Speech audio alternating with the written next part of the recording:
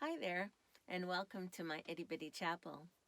My name is Patty Chaffee, and I'm the community minister at Niantic Community Church. I'm also a spiritual director and an expressive arts facilitator. The Itty Bitty Chapel is a few moments offered midweek to relax, refresh, and reflect on a spiritual word or phrase. It's usually filmed in or near a sacred space in my home called the Itty Bitty Chapel, and our candle is lit to remind us of the presence of Spirit within and around us. Our word for reflection this week is joy. In her research, Brene Brown found that happiness is tied to circumstance and joyfulness is tied to spirit and gratitude, and that neither joy nor happiness is constant. And our actual experience of joy, these intense feelings of deep spiritual connection and pleasure, sees us in a very vulnerable way. In her book, The Gifts of Imperfection, which is a definite read if you haven't read it yet, she shares a story about twinkle lights as a metaphor for joy. Joy is not constant. It comes to us in moments, often ordinary moments. Sometimes we miss out on the bursts of joy because we're too busy chasing down extraordinary moments. Other times we're so afraid of the dark that we don't dare let ourselves enjoy the light. A joyful life is not a floodlight of joy. That would eventually become unbearable. I believe a joyful life is made up of joyful moments gracefully strung together by trust, gratitude, inspiration, and faith. Now, I've been a big fan of twinkle lights forever. I have a great appreciation for the little bits of joy that present themselves, the little bits of sparkle and shine in life that call our attention. And yes, sometimes we don't notice as we're too busy with other things, and we're sometimes fearful of embracing those sacred moments because we know they might be fleeting, so we miss them altogether.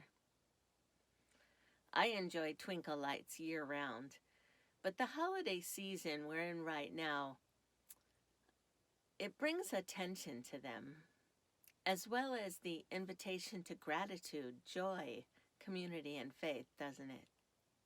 We see twinkle lights and we're reminded of something special. In the Book of Joy, a conversation between Archbishop Desmond Tutu and the Dalai Lama, the Archbishop said, "Ultimately, our greatest joy is when we seek to do good for others. It's how we're made. We're wired to be compassionate. We are wired to be caring for each other and generous to one another. We shrivel when we are not able to interact." And some of us might be feeling a little bit that way now because we are unable to interact in the ways that we're accustomed to. The interviewer, Douglas Abrams, summarizes what the two shared. What they're saying is that the way we heal our own pain is actually by turning to the pain of others. The more we turn toward others, the more joy we experience, and the more joy we experience, the more we can bring to others.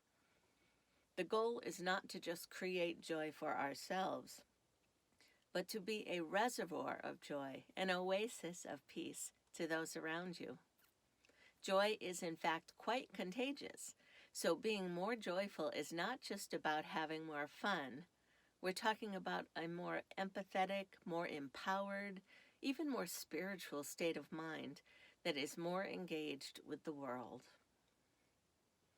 Now, all of this made me think of the time we're in right now, with coronavirus cases surging and yet so many people wanting desperately to return to worship in our sanctuary and to just be together.